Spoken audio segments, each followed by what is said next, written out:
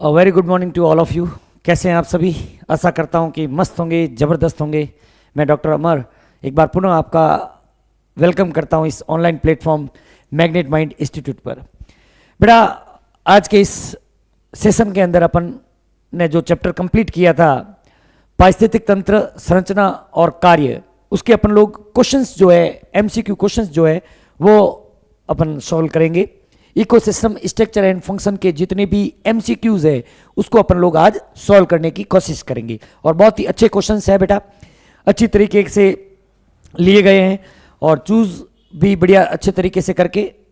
तो ज़्यादा time waste ना करते हुए सीधा चलते हैं क्वेश्चन नंबर 1 के ऊपर। इकोसिस्टम टर्म कोइंड बाय, कि पारिस्थितिक तंत्र जो शब्द है वह किसने दिया था? बेटा, अपन सब जानते हैं कि पारिस्थितिक तंत्र जो शब्द है वह वैज्ञानिक A.W. टेंसले ने दिया था। A.W. टेंसले ने 1935 के अंदर, किसने दिया था बेटा? A.W. टेंसले। किसने दिया था? टेंसले। टेंसले ने कब दिया था बेटा? पूरा नाम इसका है बेटा A.W. Tansley. A.W. Tansley. A.W. Tansley ने दिया था। और कब दिया था बेटा? 1935 के अंदर। ठीक है बेटा, इन्होंने कहा भी था कि एक एनवायरमेंट के जितने भी लिविंग और नॉन लिविंग फैक्टर है वो आपस में एक दूसरे से मिक्स होकर, एक दूसरे से इंटरेक्ट करके इकोसिस्टम का निर्माण करते हैं। तो क्लियर है बेटा? ये क्वेश्चन का जो एक्सप्लेनेशन है वो ये रहा आपके आंसर का जो एक्सप्लेनेशन है। The term ecosystem was given by Arthur Tansley in 1935। He defined it is the system resulting from the integration of all the living and non-living factor of the environment। Clear बेटा? चलते हैं next question के ऊपर, ध्यान से देखिएगा बेटा। Next question क्या कह रहा है कि which one is not a functional aspects of ecosystem. निम्नलिखित में से कौन सा पारिस्थितिक तंत्र का कार्यात्मक पहलू नहीं है? कौन सा फंक्शनल एस्पेक्ट्स नहीं है? एनर्जी फ्लो, पहला ऑप्शन कह रहा है एनर्जी फ्लो या ऊर्जा प्रवाह। नहीं बेटा, इकोसिस्टम के अंदर ऊर्जा प्रवाह जो है वह एक क्रियात्मक पहलू है, तो एनर्जी फ्लो नहीं होगा। प्रोडक्टिविटी या जिसको बोलते हैं उत्पादकता, यह भी नहीं होता बेटा, यह भी उसका क्रियात्मक पहलू है। ठीक है। डीकंपोजिशन, अपघटन, नहीं बेटा, यह भी क्या होता है? क्रियात्मक पहलू होता है। पीछे क्या बचा बेटा? स्तरीकरण, स्ट्रैटिफिकेशन। तो स्ट्रैटिफिकेशन जो होता है वह एक इकोसिस्टम का क्रियात्मक पहलू ना होकर संरचनात्मक पहलू होता है। यह क्या होता है बेटा? संरचनात्मक पहलू होता है। संरचनात्मक पहलू है, संरचनात्मक पहलू, स्ट्रक्चरल एस्पेक्ट्स है। कैसा है बेटा? स्ट्रक्चरल एस्पेक्ट्स है। इज दैट क्लियर बेटा? एक्सप्लेनेशन देख लेते हैं कि stratification is the structural aspect not a functional one. Stratification का मतलब क्या है? अलग अलग एक किसी भी रीजन के अंदर, अलग अलग क्षेत्रों के अंदर जो भी डिफरेंट तरह के प्लांट्स होते हैं उसका लेयरिंग, जैसे सबसे नीचे की तरफ फॉरेस्ट का फ्लोर, उसके बाद श्रब की लेयर होती है, उसके ऊपर अंडर स्ट्रॉय होते हैं, उसके बाद और भी सारे बड़े बड़े जो ट्रीज है वो मिलकर कैनोपी का फॉर्मेशन करते हैं। तो स्ट्रैटिफिकेशन जो होता है वह एक संरचनात्मक पहलू होता है, न कि क्रियात्मक पहलू। चले आगे की तरफ बेटा। The minimum energy is stored at which of the following trophic level in an ecosystem. किसी भी पारिस्थितिक तंत्र में निम्नलिखित में से किस पोषक स्तर पर न्यूनतम ऊर्जा संग्रहित रहती है? तो बेटा, अपन सब जानते हैं कि एक पारिस्थितिक तंत्र के अंदर ऊर्जा जो होती है, ऊर्जा हमेशा उत्पादक से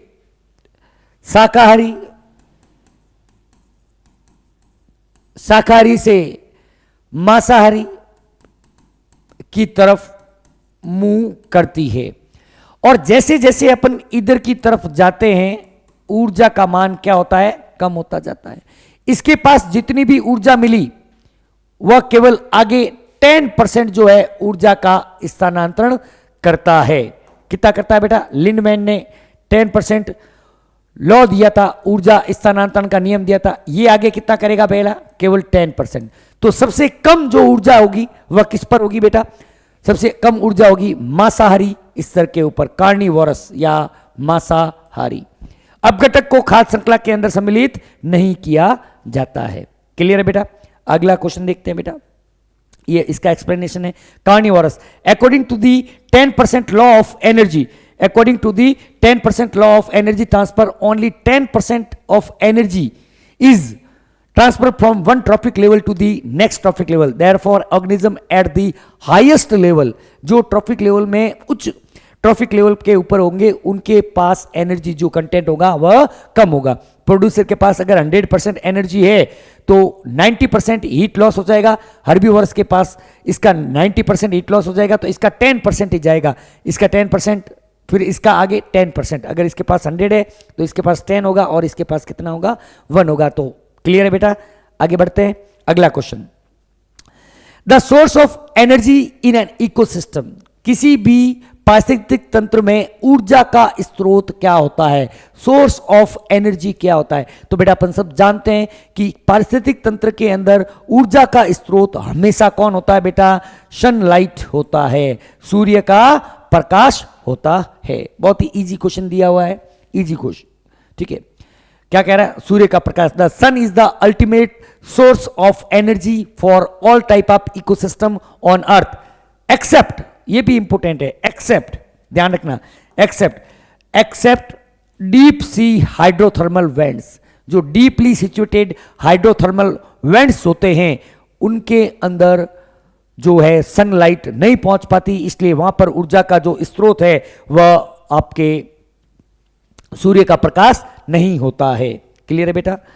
आगे बढ़ते हैं। इकोसिस्टम में बी डिफाइंड एज, पारिस्थितिक तंत्र को इस प्रकार से परिभाषित किया जा सकता है। देखते हैं, कई पौधों और जानवरों का एक स्थानीय संघ, localised association of several plants and animals. नहीं बेटा, ऐसा बिल्कुल नहीं होता है इकोसिस्टम, ठीक है, नहीं होता है, ये ऑप्शन गलत है। Different communities of plant, animals and microbes together with their physiochemical environment, बिल्कुल सही है। अपने भौतिक रासायन वातावरण के साथ साथ पौधों, जानवरों और रोगाणुओं की जगह यहां पर बेटा सूक्ष्म जीव कर देना। क्या कर देना? सूक्ष्म जीवों के विभिन्न समुदाय। तो आंसर ही क्या चला जाएगा बेटा? यही सेकंड जो है वह आपके आंसर हो जाएगा। तीसरा ऑप्शन देख लेते हैं, different communities of plant and microbes along with their physiochemical environment. अपने भौतिक रासायनिक पदार्थ के साथ पौधों और रोगाणु, पौधों के साथ साथ एनिमल्स भी है। यहां पे केवल प्लांट, एनिमल और माइक्रोब तीनों की बात कर रहा है, लेकिन यहां पर किसकी बात कर रहा है ये बेटा? प्लांट और माइक्रोब्स की बात कर रहा है, एनिमल की बात नहीं कर रहा है, इसलिए ये ऑप्शन क्या हो जाएगा? गलत हो जाएगा। None of this the answer है नहीं। इज दैट क्लियर बेटा? चलते हैं आगे की तरफ, एक्सप्लेनेशन देख लेते हैं। An ecosystem comprises both biotic factor as well as abiotic factor. और बायोटिक के अंदर प्लांट भी होते हैं, एनिमल्स भी होते हैं और माइक्रो ऑर्गेनिजम्स भी होते हैं। तो चीज क्लियर है। The importance of ecosystem lies in, क्या कह रहा है कि किसी भी पारिस्थितिक तंत्र के अंदर जो इंपोर्टेंस है, ये उसका महत्व है, वो किस में निहित होता है? फ्लो ऑफ एनर्जी के अंदर, ऊर्जा के प्रवाह के अंदर, साइक्लिंग ऑफ मैटर के अंदर, both the above and none of the above. कि अपन सब जानते हैं कि एक पारिस्थितिक तंत्र के अंदर, खाद्य श्रृंखला के अंदर ऊर्जा का स्थानांतरण होता है, और अगर इनमें से कोई जीव मर जाता है तो उसका अपघटन होकर वही चीज जो प्रकृति से मिली थी वापस प्रकृति को मिल जाती है। तो ये भी होगा, ये भी होगा, तो आंसर क्या चला जाएगा? थर्ड, उपरोक्त दोनों। इज दैट क्लियर बेटा? देखते हैं एक्सप्लेनेशन कि the sustainability of an ecosystem depends on two key processes, the unidirectional flow of energy and the exchange of material. ये अपन ने कहा, एक्सचेंज ऑफ मटेरियल और उसके साथ में। अगला क्वेश्चन देखना, इकोसिस्टम इज, पारिस्थितिक तंत्र क्या है? Any functional unit that includes the whole community in a given area interacting with the abiotic factor. A group of green plant नहीं हो सकता। A group of animals interacting with environment, animals की बात कर रहा है, प्लांट की बात कौन करेगा? माइक्रोब्स की बात कौन करेगा? ये गलत हो गया। Man and pets living together, नहीं, तो आंसर क्या चला जाएगा बेटा? फर्स्ट। कोई भी क्रियात्मक इकाई जिसमें किसी दिए गए क्षेत्र में अजैविक कारकों के साथ साथ परस्पर किया करने वाला पूरा का पूरा जो समुदाय है वह उपस्थित होता है। Is that clear? ये इसका एक्सप्लेनेशन है जो मैंने बता भी दिया है। What is true about any ecosystem? निम्नलिखित में से किसी भी पारिस्थितिक तंत्र के लिए क्या ट्रू है, सत्य पूछा है, ध्यान रखना। क्या पूछा है? सत्य क्या है? यह एक स्वतः नियामक है, यह एक स्वतः नियामक है, यह स्वतः पोषित है, it is a self regulatory, बिल्कुल सही बात है, सेल्फ रेगुलेटरी होता है, सेल्फ सस्टेन्ड होता है, स्वपोषित होता है, बिल्कुल सही बात है, शीर्ष मांसाहारी का चरम पोषी स्तर का स्थान होता है, टॉप कार्निवोरस है क्लाइमेक्स ट्रॉफिक लेवल पोजीशन, बिल्कुल सही है। आंसर क्या चला जाएगा? All of the above. Is that clear बेटा? समझ में आ रहा है? अच्छी तरीके से क्वेश्चन करने हैं। थ्योरी आपने बहुत अच्छी तरीके से पढ़ी, लेकिन बेटा जब तक अपन लोग क्वेश्चन अच्छे ढंग से नहीं करेंगे तो थ्योरी पढ़ने का कोई भी मतलब है नहीं। क्लियर चीज? आगे की तरफ बढ़ते हैं। ये इसका आंसर हो गया।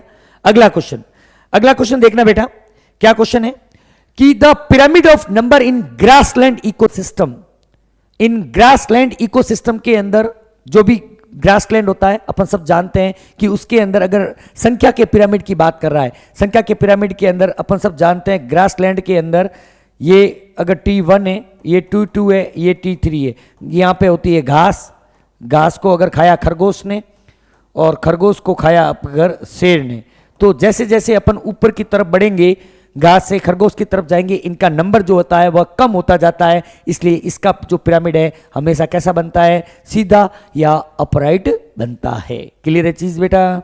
ये इसका एक्सप्लेनेशन कि अपराइट बनेगा। In a grassland the number of producers is extremely high supporting fewer herbivores which supports even fewer carnivores. वो ये प्रोड्यूसर ज्यादा होते हैं, हर्बीवोरस कम होते हैं और कार्निवोरस उससे ही कम होते हैं। आगे बढ़ते हैं बेटा। Which ecosystem has maximum number of producer in an unit area? किसी पारितंत्र में प्रति इकाई क्षेत्र में उत्पादकों की संख्या अधिकतम किस प्रकार के पारिस्थितिक तंत्र के अंदर होगी? पॉन्ड, तालाब, ग्रासलैंड घास का मैदान, फॉरेस्ट वन या टुंड्रा। तो बेटा अपन सब जानते हैं कि जो भी तालाब होता है, पॉन्ड होता है, उसके अंदर पादप प्लवक के रूप में शैवाल पाए जाते हैं और पृथ्वी के ऊपर सबसे ज्यादा जो फोटोसिंथेसिस अगर पॉन्ड के अंदर बात करें तो उन पादप प्लवक या फाइटोप्लैंक्टन शैवाल के द्वारा ही होता है, तो उसमें उत्पादकों की संख्या भी क्या हो गई? ज्यादा हो गई। क्या होगी बेटा? पॉन्ड। आंसर क्या चला जाएगा? तालाब या pond. Is that clear? Explanation देख लीजिए क्या बेटा कि pond contain millions of microscopic phytoplanktons जिनको अपन लोग algae per unit area, while forest have more biomass, ponds often have higher number of individual producers। ये आंसर मिल गया अपन को। आगे चलते हैं। अगला question, the storage of energy at consumer level. बहुत ही अच्छा क्वेश्चन है बेटा। अगर कंज्यूमर लेवल के ऊपर ध्यान रखना बेटा, मैं कह रहा हूं ये है प्रोड्यूसर, ये है प्रोड्यूसर और प्रोड्यूसर के बाद आ गए कंज्यूमर, प्रोड्यूसर के बाद आ गए कंज्यूमर। बेटा इन्होंने जो बनाया उसको बोलते हैं प्राइमरी प्रोडक्टिविटी। क्या बोलते हैं बेटा? Primary productivity. और ये जो बनाते हैं इसको बोलते हैं बेटा सेकेंडरी प्रोडक्टिविटी, क्योंकि ये खुद भी तो किसी के द्वारा खाए जाएंगे ना, उसको क्या बोलेंगे बेटा? Secondary productivity. तो the storage of energy at consumer level, उपभोक्ता, इसको सही लिखना बेटा, उपभोक्ता, उपभोक्ता स्तर पर ऊर्जा का भंडारण क्या कहलाता है? उपभोक्ता स्तर पर ऊर्जा का भंडारण सेकेंडरी प्रोडक्टिविटी या द्वितीयक उत्पादकता कहलाता है। देखते हैं एक्सप्लेनेशन इसका। प्लांट ने बनाया जीपीपी, इसमें से एनपीपी आगे ट्रांसफर होता है और इससे ने जो बनाया, कंज्यूमर ने जो बनाया उसको क्या बोल दिया अपन ने? सेकेंडरी प्रोडक्टिविटी कह दिया। The primary productivity relates to the producers, the rate of formation of new organic matter by consumer is what is called as secondary productivity, अपन लोग उसको कहते हैं। चलते हैं आगे की तरफ बेटा। ग्रॉस प्राइमरी प्रोडक्टिविटी इज, सकल प्राथमिक उत्पादकता क्या है? ग्रॉस प्राइमरी पे ये किसकी बात कर रहा है बेटा? जीपीपी की बात कर रहा है। तो बेटा अपन ने कहा था कि उत्पादकों द्वारा, प्रोड्यूसर्स के द्वारा बनाए जाने वाले कार्बनिक पदार्थों की मात्रा को अपन लोग क्या बोलते हैं? जीपीपी या ग्रॉस प्राइमरी प्रोडक्टिविटी कहते हैं। तो देख लीजिए आंसर का, rate at which organic molecules are formed in an autotrophs. Answer यही हो जाएगा। Rate at which organic molecules are used by, नहीं ये नहीं होगा। Storage of organic molecule in the body of autotrophs, नहीं ये नहीं होगा। Rate at which organic molecules are transport, नहीं ये नहीं होगा। तो आंसर क्या चला जाएगा बेटा? वह दर जिस पर स्वपोषी में कार्बनिक अणु या कार्बनिक पदार्थ बनते हैं। अगला क्वेश्चन वो ये, वह दर जिस पर स्वपोषी में कार्बनिक अणु बनते हैं। अ group of interconnected food chain, आपस में इंटरकनेक्टेड फूड चेन को अपन लोग क्या बोलते हैं? Food web. क्या बोलते हैं बेटा? खाद्य जाल कहते हैं। क्या कहेंगे बेटा? खाद्य जाल, फूड वेब। डायरेक्ट क्वेश्चन दे दिया है। कई बार बेटा ऐसे इजी क्वेश्चन भी आते हैं, इसलिए इनको भी माइंड में रखना जरूरी है। Interacting food chain are called as food web. लिख लेता हूं, interacting food chains are called as food web. और जो भी स्ट्रेंथ होगी एक इकोसिस्टम की जो स्टेबिलिटी होती है, स्टेबिलिटी ऑफ इकोसिस्टम जो होती है, it is directly proportional to the complexity of food web. Food web की कॉम्प्लेक्सिटी की डायरेक्टली प्रोपोर्शनल होती है। फूड वेब जितना ज्यादा कॉम्प्लेक्स होगा, स्टेबिलिटी जो होती है वह उतनी ही ज्यादा बढ़ती है। अगला question, which of these is the food chain which run from larger to smaller organism? इसमें से कौन सी फूड चेन जो है वह बड़े जीवों से छोटे जीवों की ओर चलती है? पहली कह रहा है ग्रेजिंग फूड चेन, दूसरी कह रहा है चराई खाद्य श्रृंखला, दूसरी कह रहा है मृतपोषी खाद्य श्रृंखला, तीसरी कह रहा है परभक्षी खाद्य श्रृंखला और चौथी कह रहा है परजीवी खाद्य श्रृंखला। तो बेटा अपन सब जानते हैं कि अगर बात करें ग्रेजिंग फूड चेन तो क्या होती है बेटा? छोटे जीवों से शुरू होती है। जैसे ये शुरू हुई घास से कहाँ गई?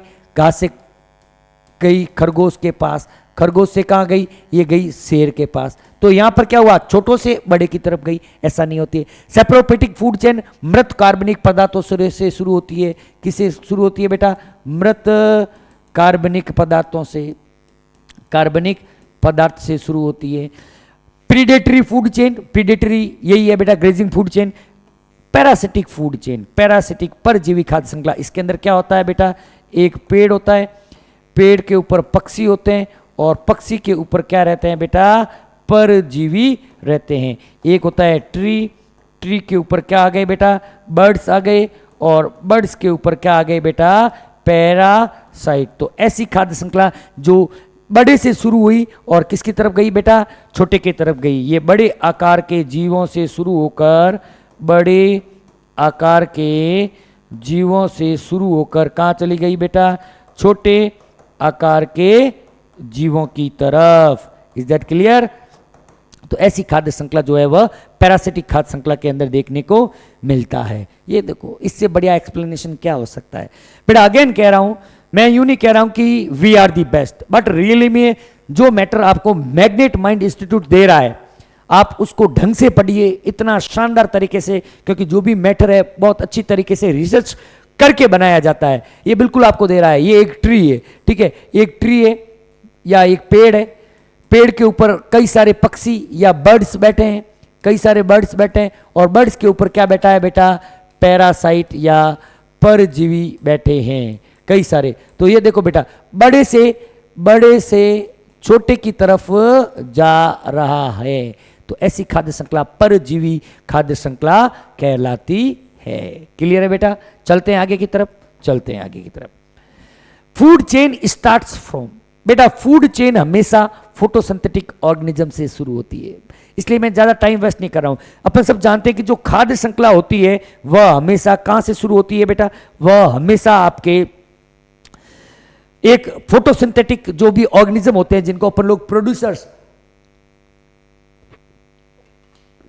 कहते हैं, खाद्य श्रृंखला का शुरुआत भी वो जो है वह वहीं से होती है। आगे की तरफ बढ़ते हैं बेटा। Correct answer photosynthetic organism.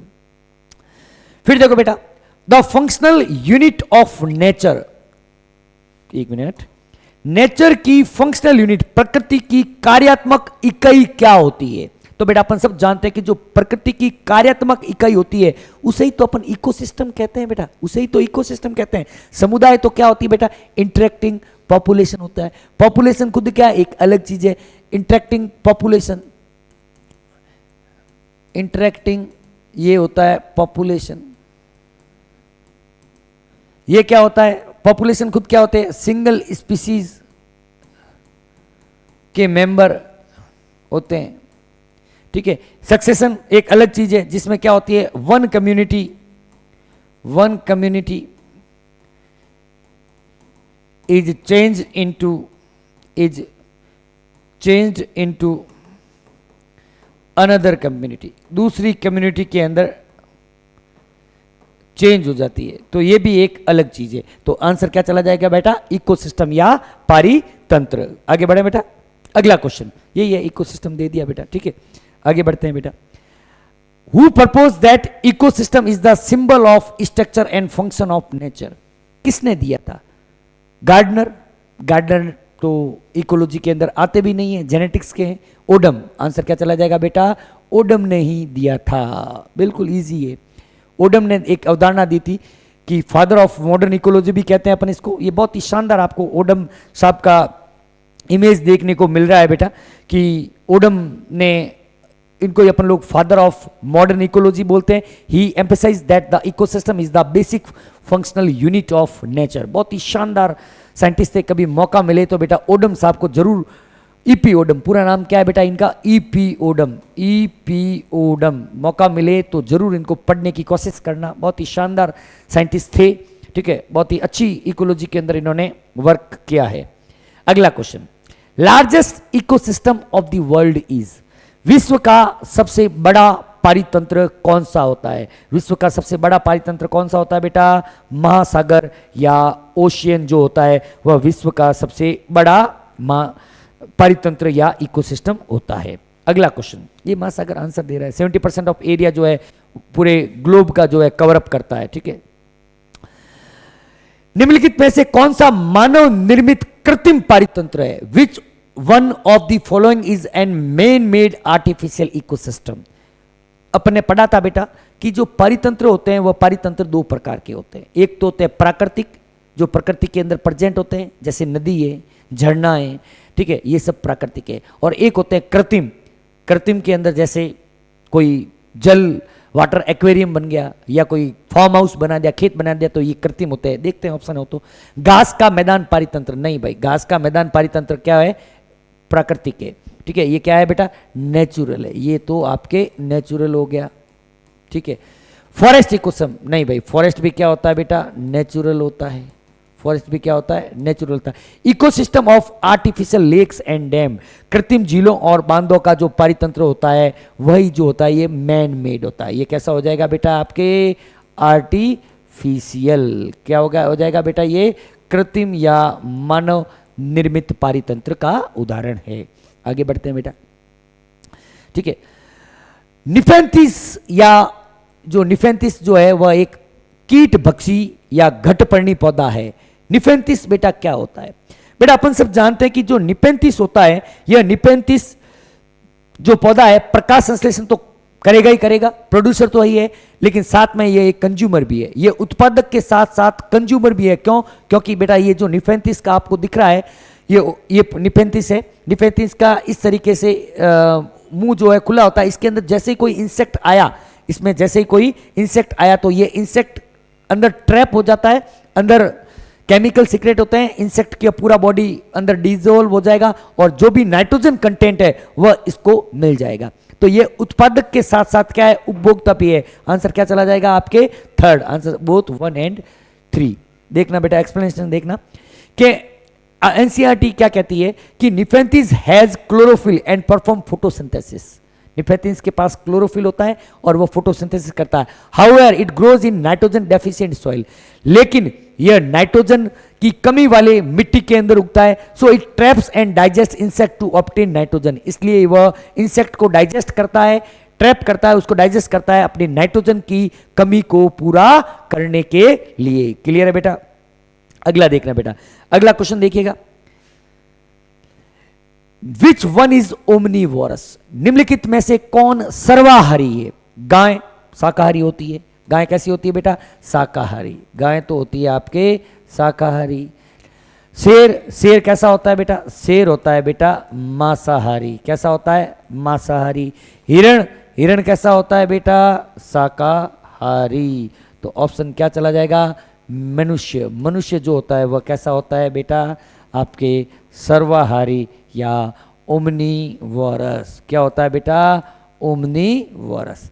मनुष्य ओमनीवोरस के अंतर्गत अपन इसको मनुष्य को रखते हैं। ये चीज आप लोग ध्यान रखिएगा। आगे की तरफ बढ़ते हैं बेटा, ये ओमनी पढ़ लिया अपन ने। Which biotic component mainly help in recycling of minerals, कौन सा जैविक घटक मुख्य रूप से खनिजों के पुनर्चक्रण में मदद करता है? बेटा अपन सब जानते हैं कि एक खाद्य श्रृंखला के अंदर अपघटक भली नहीं हो, लेकिन पारितंत्र के अंदर अपघटकों का बहुत बड़ा रोल है।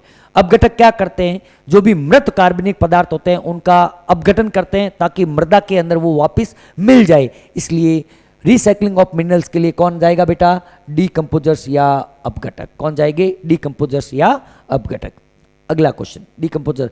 डीकंपोजर के अंदर कौन होते हैं? बैक्टीरिया और fungi. Break down complex organic matter from dead bodies into the inorganic substance, releasing mineral back into the soil for plant to use. अपघटक जो जीवाणु और कवक होते हैं वह मृत शरीर में उपस्थित जटिल कार्बनिक पदार्थों का अपघटन कर देते हैं, जिसकी वजह से वो जटिल कार्बनिक पदार्थ जो होते हैं वह सरल कार्बनिक पदार्थों में टूट जाएंगे और वापस प्लांट को मिल जाएंगे। जैसे प्रोड्यूसर है, प्रोड्यूसर क्या करते हैं बेटा?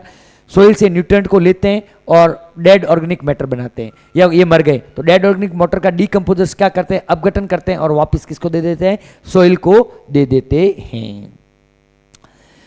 Traffic levels are formed by, trophic level या पोषक स्तर किसके द्वारा बनते हैं? केवल पौधे? नहीं भाई, केवल पौधे तो नहीं होंगे। केवल मांसाहारी? नहीं, केवल मांसाहारी नहीं होते। Only plants? नहीं होंगे। Only carnivorous? नहीं होंगे। Only animals? नहीं, एनिमल्स भी नहीं होंगे।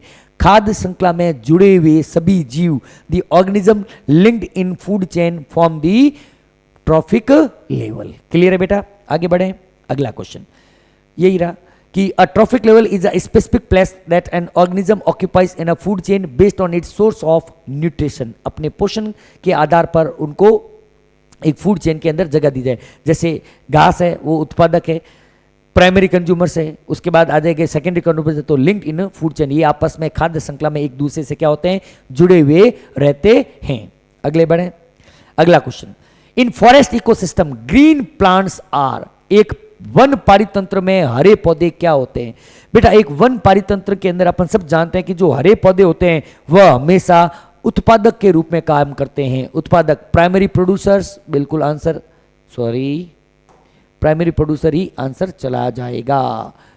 प्राइमरी प्रोड्यूसर्स क्या चला जाएगा आंसर बेटा? प्राइमरी, प्राथमिक उत्पादक। क्लियर है बेटा? चले आगे, इसको एक्सप्लेन करने की जरूरत ही नहीं है। प्राइमरी प्रोड्यूसर होते हैं। Green plants are called producers और आल्सो कॉल्ड एज ट्रांसड्यूसर। क्यों बोलते हैं ट्रांसड्यूसर? क्योंकि ये सनलाइट को, ये क्या करते हैं बेटा? सनलाइट को केमिकल एनर्जी में या लाइट एनर्जी को कह सकते हैं, क्या करते हैं बेटा? लाइट ट्रांसडक्शन या ट्रांसड्यूसर क्यों होंगे? क्योंकि लाइट एनर्जी को किस में कन्वर्ट करते हैं बेटा? केमिकल एनर्जी के अंदर कन्वर्ट करते हैं। किसके अंदर? Chemical energy. इसलिए इसको अपन लोग बेटा ट्रांसड्यूसर भी कहते हैं। ठीक है, तो ये प्राइमरी प्रोड्यूसर्स जो होते हैं वो होते हैं। Next, primary productivity of plant is in an ecosystem depends on. क्या कह रहा है कि primary productivity of plants in an ecosystem depends on, एक पारिस्थितिक तंत्र में पौधों की प्राथमिक उत्पादकता किस पर निर्भर करती है। अपन ने बताया था कई सारे कारक होते हैं, कई सारे एनवायरमेंटल फैक्टर, बिल्कुल सही बात है। Variety of environment, variety of environmental factor, बिल्कुल सही बात है। वैरायटी ऑफ एनवायरमेंटल फैक्टर, बिल्कुल सही है। अवेलेबिलिटी ऑफ न्यूट्रिएंट्स, सही बात है, न्यूट्रिएंट जितने ज़्यादा होंगे उतना ही प्रोडक्टिविटी क्या होगी, ज़्यादा होगी। फोटोसिंथेटिक कैपेसिटी ऑफ प्लांट, बिल्कुल सही है। तो आंसर क्या चला जाएगा बेटा, ऑल ऑफ दीज। क्या हो जाएगा आंसर, उपरोक्त सभी। आगे की तरफ बात करते हैं बेटा, अगला क्वेश्चन देखिएगा, ये तो दे दिया अपन ने explanation. The annual net primary productivity of land, direct question ध्यान रखना है, लैंड का एनुअल जो होता है वह कितना होता है, कौन बताएगा बेटा। बहुत ही अच्छा क्वेश्चन है, लैंड का कितना होता है, ओशन का कितना होता है। लैंड का होता है बेटा 170 बिलियन और इसका लगभग 55 के करीब होता है। कितना होता है, 55 के करीब, 170 बिलियन टन। टन की बात करेंगे और क्या, टन में ही बात करते हैं, ठीक है, टन में होता है, ठीक है, वही है, देख लीजिए भली कि the annual net primary production of the whole biosphere is 170 billion ton. Of this despite occupying 70%, ये लगभग 70% जो है पार्ट जो है वह कवर अप कर रहे हैं कौन, ओशियन, ये कितना है 70%, और ये लगभग कितना है बेटा 30%।